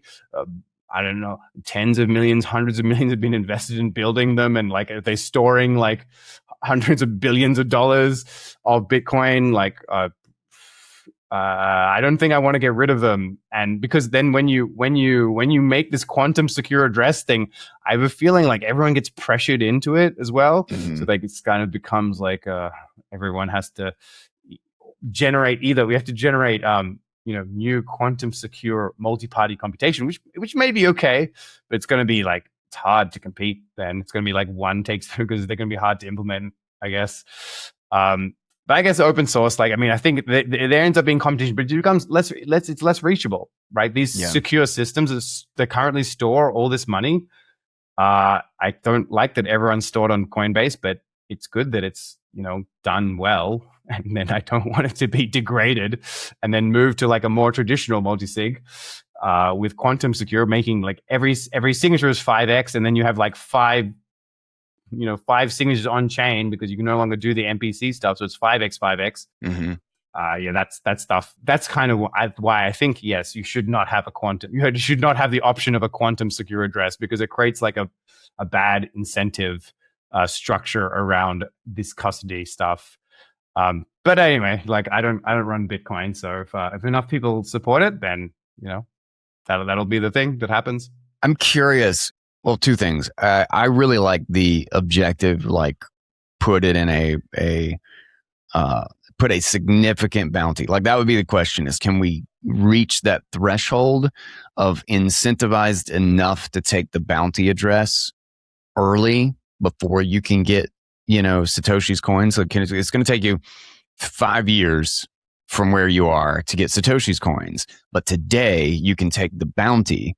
If the monetary incentive is strong enough, you actually want to take the bounty. You're actually more likely to get the value out of the bounty because you're protecting Bitcoin. You're protecting what your bounty is being paid out in, right? There's that. And there's also competition. Like you could keep working towards Satoshi's coins. And then somebody else takes the bounty and now you're screwed. Yeah. Yeah, exactly. So it has good game theory. It has good game theory. Unless literally the entire goal is to just destroy Bitcoin and you don't really care about the money. But then that luckily is against all basic human incentives, generally speaking, right. Unless you're a government. And your entire purpose is you have a dominant fiat money and your dominant fiat money is actually being threatened by Bitcoin. So It would basically be, I think, U.S. government on the most malicious timeline, while Bitcoin is $50 trillion. But. And they don't care about China because now they're going to reveal their hand that they have this quantum computer. So they don't care about any of their adversaries. They don't care about any of the anything. other national security problems that would be revealed there, or any of the reasons to be able to have an upper hand against China or another enemy. It would have to be solely a focus on Bitcoin. And I think the incentives are enough aligned there that that's the safest game theory to play, is a canary style thing that actually does the activation of whatever the new scheme is. But I wanted to ask, which I hadn't even thought about, by the way, that's a clever idea. But I did want to ask, does some of the stuff that I have read into, and I haven't really dug into the signature elements of quantum stuff that much, does anything actually get us because one of the most popular is kind of the hash-based signatures, right? Which I immediately hear deterministic when it comes to like BLS stuff. And with script, with script, you get you get the benefits of just, still being able to do so many of the things that we do, the complex things and the lightning, and hopefully all of that stuff, it actually gets retained and moving to this new type. But does that actually mean that we could have some benefit to moving to like a lattice or a hash-based quantum signature in the context of like BLS and interactions and stuff? Or do you even know? Yes, it depends on the hash-based scheme. But if you use the one like shrinks, which is like the leading one, unfortunately, that wouldn't fix the seed signer problem. Damn it! Because it actually, yeah, I know it sucks. I thought we were going to get a little silver lining in here. I thought so. I was thinking about that also, but then I realized it has state, so it needs to remember. Okay. So it needs to remember what it has signed. It can't use the same public key to sign this different messages unless you remembered which one you signed before already. I think that's the gist of it. I haven't looked too closely at it, but it has state. So you need to sort of remember. These hash-based signatures have that. They have this like Merkle tree, and then they open up a path and they sign that, but then they sign a different one, they would open up a different path. Because it's like a lot of keys like jammed into one, and each is like a one-time use. So you need to remember which ones you've used. And so that's why seed signer would still not be, as long as you never did RBF, like as long as you only signed once, then yes, seed signer would be okay because it wouldn't need to remember anything. But if you RBF or something, or you reuse the address reuse or something, then you end up losing some security if you reuse it, unfortunately. So but if maybe lattices, I'm not an expert on lattices. I think we're not going to get lattices on the first one. I think shrinks is the one we're probably going to get, but I have heard like on a not super relevant to seed signer, but more relevant to Frostsnap, is that there may be like Dan Bonet, who's actually, I mean, the B in BLS is Bonet, so it's Dan Bonet. So he's come up with a threshold, like an appropriate threshold signature scheme for shrinks, which I didn't think would exist, but with lattices, and it sounds really. I haven't read the paper yet. I haven't not have the mental ability right now with all the things going on to actually look at that paper. But I did see some screenshots of some slides that he is presenting some kind of interesting threshold scheme that maybe we could adopt. The devil will be in the details, so we could actually keep the technology of Frostsnap the same into the quantum world, which would be like super exciting if that happens. Still, I would still not be in favor of just cornering that. Like, let's do the for quantum now, and we'll corner the market on this this tech. I would prefer it. I still know to have the canary and only move to it once it really is quantum computers, because they are really a spectacular new discovery if they really can exist. Yeah. That would be its own just like profound, like no indication yet really that it's ever going to work. But holy crap, breakthrough. It would definitely be the first LLM moment, I feel like. Yeah, I'm no physicist or whatever, but it seems like crazy that you can whisper like your math problems to like subatomic particles and they can just solve it for you. I mean, it hasn't worked yet. Like no one's actually done it, but like that would be crazy. I don't know. Like most physicists seem to think that it's like totally legit and like normal for like these particles or these quantum phenomena to do that for you. I'm a layman, so I don't really know. But it would change my opinion of the universe for sure. Yeah. Like, because there's all this, like, it gets into all this philosophy. Like, so when you compute that thing, like, is it computing it in another universe or something? Like, is there a multiverse and like the computation is sort of spread across all these different universes, or is there some, what is the computational capacity of matter? It's it's like a weird question. I don't have any bearing on it. It just seems amazing to me. The way I understand it, because I heard someone, a physicist, I wish I could remember who it was, kind of like debunk the idea of like, oh, it's happening in multiple universes. And I wish I could properly do anything with his argument or repeat it here, but I can't. It was just remember thinking it was an interesting addition to the whole thing, because he really kind of like, I think that's just a silly way to think about it, in his perspective. But the way I am trying to read about all this quantum stuff is quite possibly the most jargon ridden. Like I would not wish it on like any lawyer that I've ever met. And there's plenty of lawyers, and the idea of lawyering I hate, and I hate their jargon world. But quantum is the most jargon filled bunch of crap that it is so, it is like reading a different language, and it feels so unnecessary. It feels like I'm being explained something by someone who wants me to think they understand it, but who doesn't understand it. They're replacing jargon with, I don't get it. Like the place where they should say, I don't understand how this works, they put in like 5 pieces of jargon. And it's like, dude, you don't understand this. I know that you don't understand this, and you're trying to make me feel like that you're a magician. So anyway. Oh, yeah. Quantum slop predates LLMs. Quantum slop predates AI. So for the people that I feel like actually do have some semblance of putting this concept into an understandable sense, is that if you line up billions and billions of gates and you can sit them perfectly between a 0 and 1, you can somehow just put them on that like balancing act of, like a glass on a finger or whatever, where it's going to fall one way or the other. And you can shut up the universe. You can give it no noise whatsoever.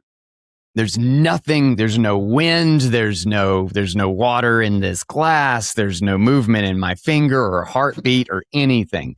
You can shut out the entire universe from this tiny little thing. And then you put a public key at the end of it, and you give an empty spot at the beginning of it. That all of these things, there will be a path of least resistance where they all flip just right to recreate the private key. That this is kind of the concept behind what is actually attempting to occur. The problem is, can you create a little environment in which 0 noise exists from the universe? Like that's the thing that seems fundamentally intractable. Like subatomic, there's noise. Everything has noise. Like the universe is noise, Like you can't predict what an electron is doing. We don't even know if electrons have locations, like we think they teleport around. Like we don't even know if it's like a real thing, really.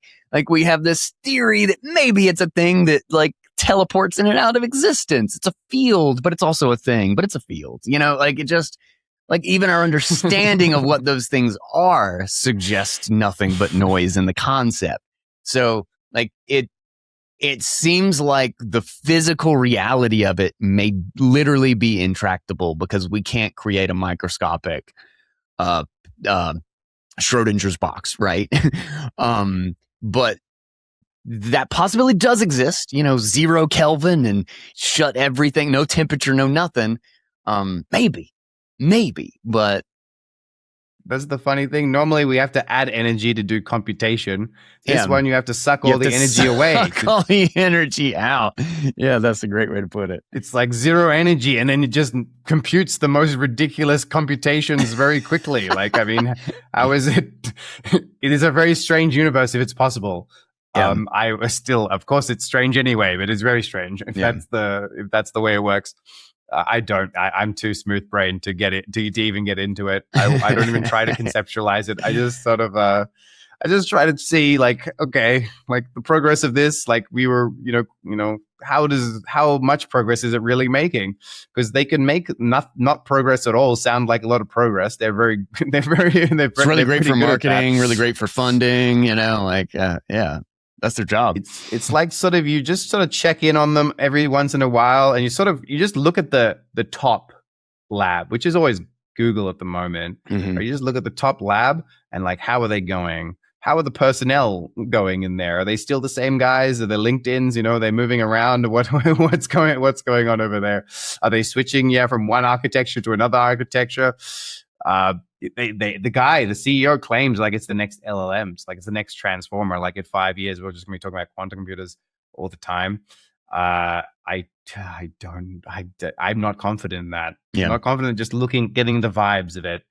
It looks really hard. If it's possible, it's the damn hardest thing we're gonna ever done. I mean, it's so amazing what they can do, though.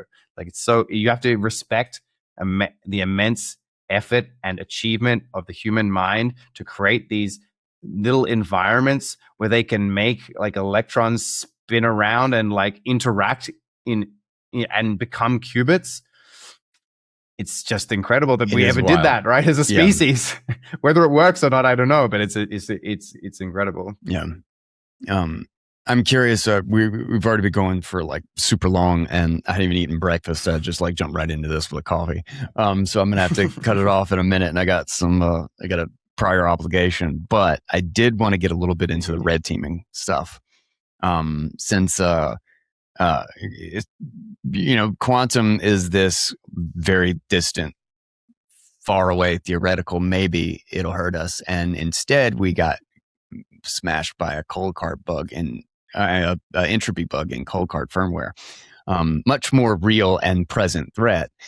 And you said you've been spending a lot of time red teaming. I have actually been doing the same thing, mostly just spending PPQ tokens on Kimmy K3 for the stuff that we're building. But I haven't really devoted the sit down and think about my own attack vectors, and Kimmy just kind of seems to do the predictable things, for trying to get into my pair drive spaces, my private spaces. And so it's been really interesting. So far it's been secure. They can't really pull anything out of it, and mostly it's just because our permission systems is really dumb. It's just like, don't send messages if it's not a public key that you've accepted. It's like it just, you can just manage your connection because everything's with keys. Nonetheless, I've been thinking, like, how do I better do this? I feel like there's got to be attack vectors that I'm missing, and that I could prompt or I could nudge Kimmy in a different direction, as opposed to just trusting that the model is going to come up with all the best ways to go after this thing. And how do you think about it in the context of Frostsnap and Frost itself and hardware wallets and all of our Bitcoin software? Like, I feel like there has been this massive renewed vigilance of, for better or worse, it's always the painful things that get us to actually get off our asses. But to this renewed vigilance of like, we should have been verifying this shit, like, especially with these new tools, how are we not taking advantage of what we have? Yeah. So maybe expand on that. Kimmy K3 pretty much does surface this thing, the Coldcard thing. So it was pretty much a race to whoever can prompt Kimmy K3 on the Coldcard firmware, ask it anything vaguely about security and entropy, it would have, I think it finds it. Wow. Unfortunately, it was a bad guy. Unfortunately, it was a bad guy that did it. It would have been really great if someone like us, we did it just, the thing is, actually, I think we would have found it because Nick, my co-founder there, was prompting it, but he was not, it was just when Fable was nerfed. Like Fable was not allowed to be used at that time.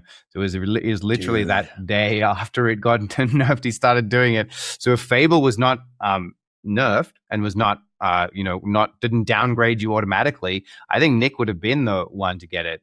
Wow. Because it was just that time when those new Frontier, like Fable was probably the first model that probably would have got it coming out. And so, yeah, it would have worked. If not for that policy, I think we would have got it earlier. That is amazing to think that the safeguards are the reason we're not safe. Like I have thought that this was the stupidest policy is to nerf it. It's like taking guns away from honest citizens so that criminals can't have them, you know?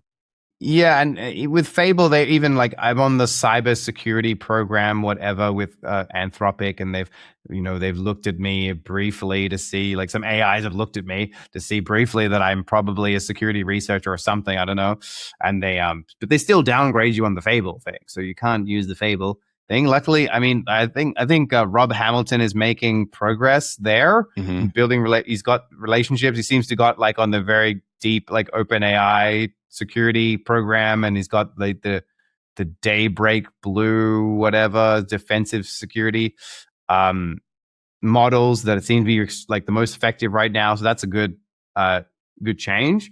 And so yeah, we've been for our own stuff, like we've been doing it for a while, like with these things, and we have found pretty bad things in previously they were never actually like, they were not finding like big problems actually, but they did find smoke. They did find things that we should look at, and through that we found some bad things and fixed them. With Kimmy K3, it's been able to find bad things on its own, and we're in the middle of fixing them.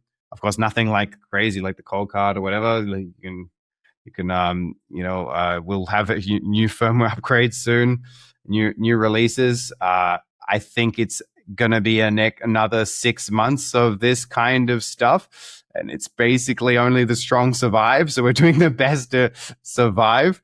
We obviously all use our own products, so we're also worried. I mean, with Frostsnap, it's a very sort of boring model, right? It's not even like remotely steal your money or whatever. It's like things in different places, so it's going to be hard for it to escape it. And all the key generation is we've looked at it very, very, very hard.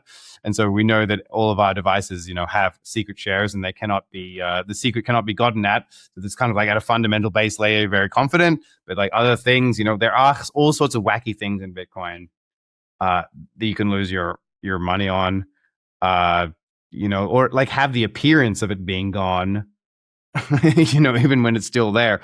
We just had a bug where that has happened, and we're fixing that for a user. A very weird thing that happened where like they had a change address that was like outside the range sort of thing. And then they recovered onto Sparrow, and Sparrow didn't find the money.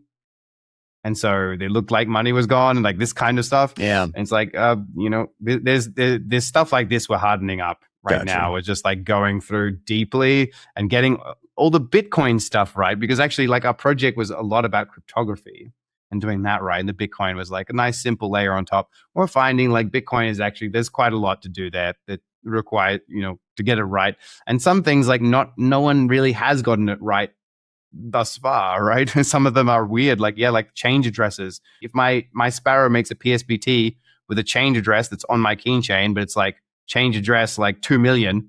Do you know that? Like if your hardware wallet is looking at that saying the change address is here.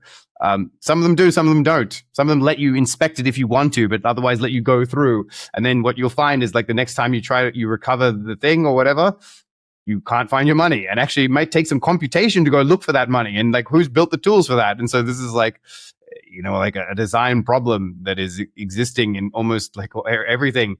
And it just relies on, like, once again, like this, your Sparrow wallet not being malicious, right? It's like, actually you are trusting that little laptop a little more than you think in things. If you really put on your like attacker hat on, like, and think, oh, they could hide your money in your own keychain. Your hardware wallet will say, okay, and now they ransom you or something, right? Yeah.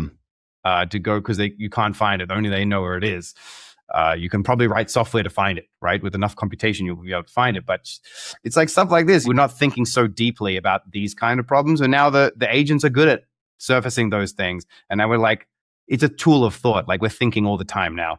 It's like all these things where you're like, it's really good now. We can just relax and just implement new features. It's like that's we're not there quite. We were quite far behind on that actually. So we're going back to the bottom. We're going back to the bottom, absolutely. And we're doing security first. We've got building tools that are just like automatically doing this stuff, but not netting it be like a safety net or like a comfort blanket either. Like you don't want it to become something like that. You want it to be kind of like looking for mistakes on every bit, every change, but also maybe like looking for areas that you haven't tested, even if it can't find a problem, stuff like that. Like looking for areas and building tools. Like that's the amazing thing about it. It's like you can build tools if you want. I built a tool for Frostsnap that lets us run the whole app, right? So it's like virtually and run all the devices virtually and like run through and like take screenshots of all the screens and like give you videos of all the whole thing happening. So it can find a bug. It can actually just do the whole video for you and show you the bug, which is not anywhere near possible until recently, right? To do this kind of stuff. Crazy. So yeah. It's like what these things are is like extreme Darwinian pressure. Yeah. And you can see one company has already been deleted. One of what people thought was the strongest company has been deleted. And we are not going to be deleted. We are going to make sure we're still there at the end of this. And like code bases that are still around in 6 months or that have not been like fully owned, like probably they stay around for a lot longer. That's what we're thinking, right? Yeah. It's funny. Like this is kind of, humans adapt and we adapt, markets adapt. And I'm always encouraged by the amount of the speed and depth of the reaction when things happen. But it's funny, people talk about like, self-custody won't happen or, this people will never learn this. And I'm always surprised by, it's almost like a fun trope of just like everybody's stupid, and I think this gets propagated and too heavily believed when in reality it's just not true. It's just that so few people have so little time to actually focus on any one particular thing.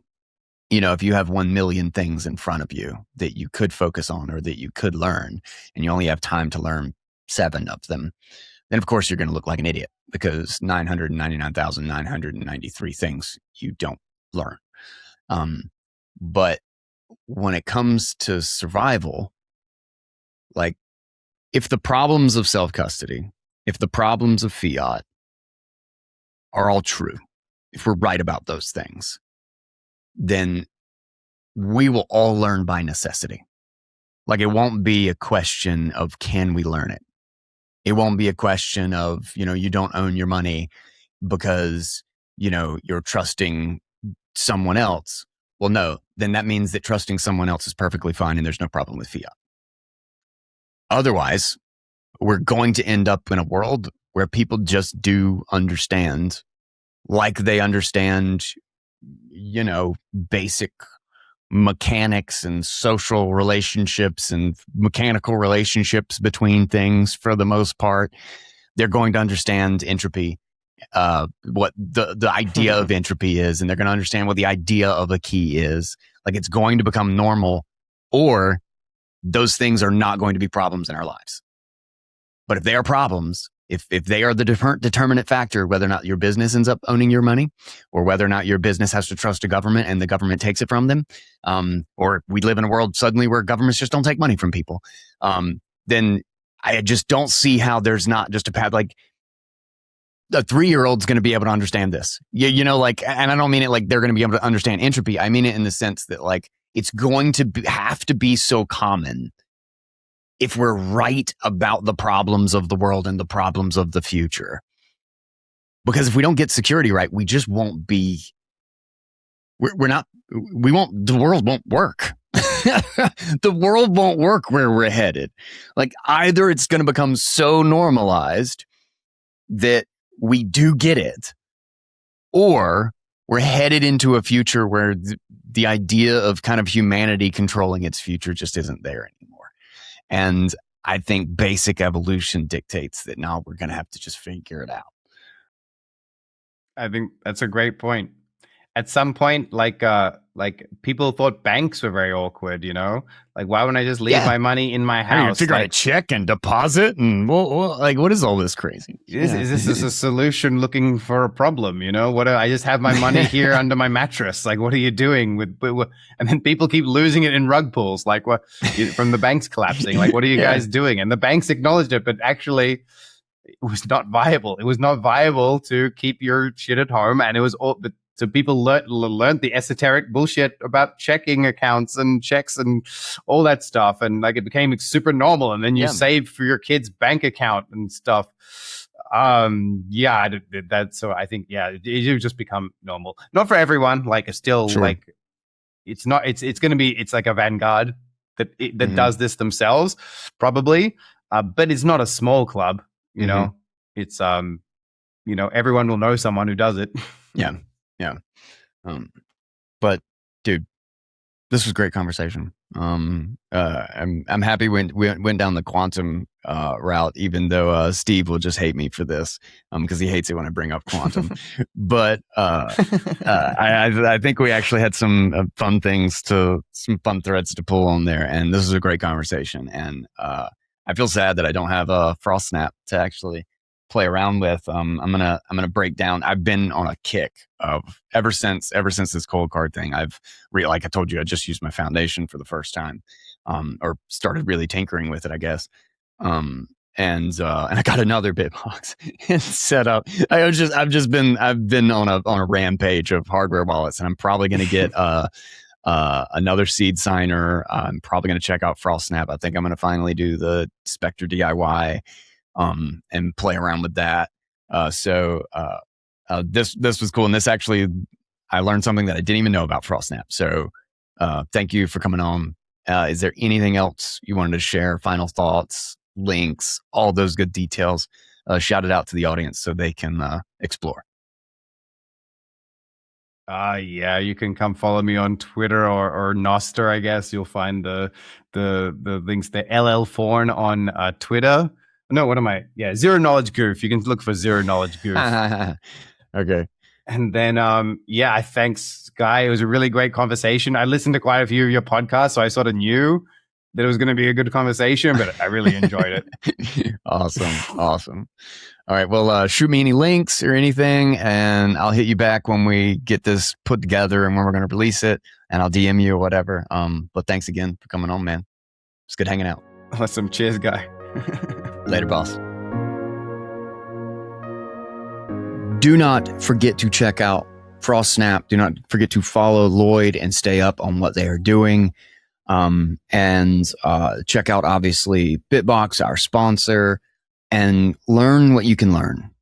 You know, one of the things I noted at the end of this, and that I just think is critical, is that it's not really a question of, oh, people are too stupid to understand this stuff. It's like, it has to be normalized.